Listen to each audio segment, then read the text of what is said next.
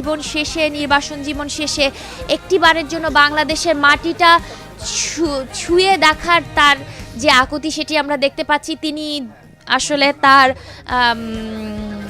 জুতো খুলে খালি পায়ে বাংলাদেশের মাটিতে পা রাখছেন এবং বিমানবন্দর থেকে বেরিয়েই তিনি যে কাজটি করলেন সেটি হচ্ছে মাটিতে একটু পা ছোঁয়ানোর ব্যবস্থা করলেন।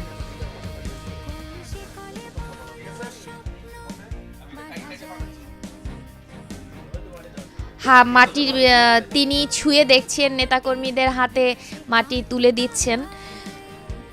আসলে আমরা জানতে পেরেছি যে আসলে তার পরিবারের সদস্যরা বিমানবন্দর এলাকা ছেড়ে যাচ্ছেন। তারা হয়তো বেগম খালেদা জিয়াকে দেখার জন্য এভার কেয়ার হাসপাতালের উদ্দেশ্যে রওনা হয়েছেন, কারণ জাইমা রহমান তার দাদিকে দীর্ঘদিন দেখেননি। সেই এক নজর দেখার যে আকুতি, সেই আকুতিটা আসলে তারা দ্রুত বিমানবন্দর ছেড়েছেন জোবাইদা রহমান তার মেয়েকে নিয়ে।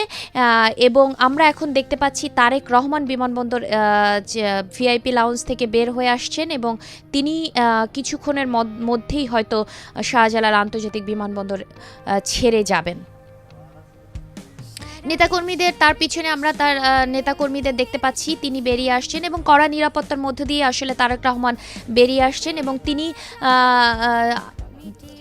নেতা সর্বস্তরের নেতাকর্মী, অর্থাৎ একজন নেতার যে মূল যে প্রাণ থাকে, যে রাজনীতিবিদের যে মূল যে জায়গা থাকে, সেই জায়গা থাকে হচ্ছে তার দলীয় নেতাকর্মী, তার বিভিন্ন অঙ্গ সংগঠনের নেতাকর্মী। সেই নেতাকর্মীদের তিনি এত বছর দেখেননি, তিনি এত বছর তাদের সঙ্গে শুধু ভার্চুয়ালি যুক্ত হয়েছেন, ভার্চুয়ালি যোগাযোগ করেছেন, ভার্চুয়ালি বিভিন্ন দিক নির্দেশনা দিয়েছেন, দল গঠনে, দল গোছানোর ক্ষেত্রে, দলকে শক্তিশালী করার ক্ষেত্রে কাজ করেছেন। এখন তিনি সশরীরে সেই নেতাকর্মীদের মাঝে যাবেন, তাকে সংবর্ধনা দিবেন। আমরা দেখতে পাচ্ছি যে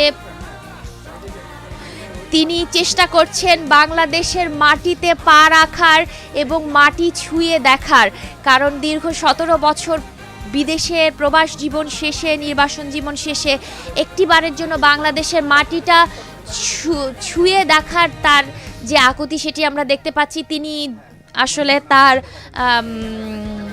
জুতো খুলে খালি পায়ে বাংলাদেশের মাটিতে পা রাখছেন এবং বিমানবন্দর থেকে বেরিয়েই তিনি যে কাজটি করলেন সেটি হচ্ছে মাটিতে একটু পা ছোঁয়ানোর ব্যবস্থা করলেন।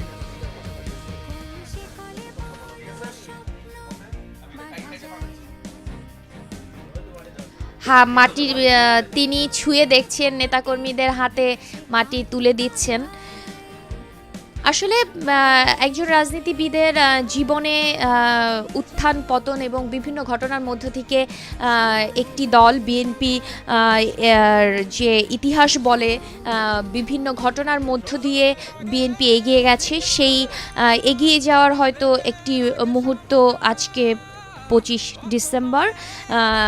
ডিসেম্বর বিএনপির যে দলীয় যে সক্ষমতা, বিএনপির যে সাংগঠনিক জায়গাগুলো, সেই জায়গাগুলো আরও বেশি শক্তিশালী, দৃঢ় হবে তারেক রহমানের দেশে ফেরার মধ্য দিয়ে, এমনটি মনে করছেন নেতাকর্মী। আমরা দেখতে পাচ্ছি যে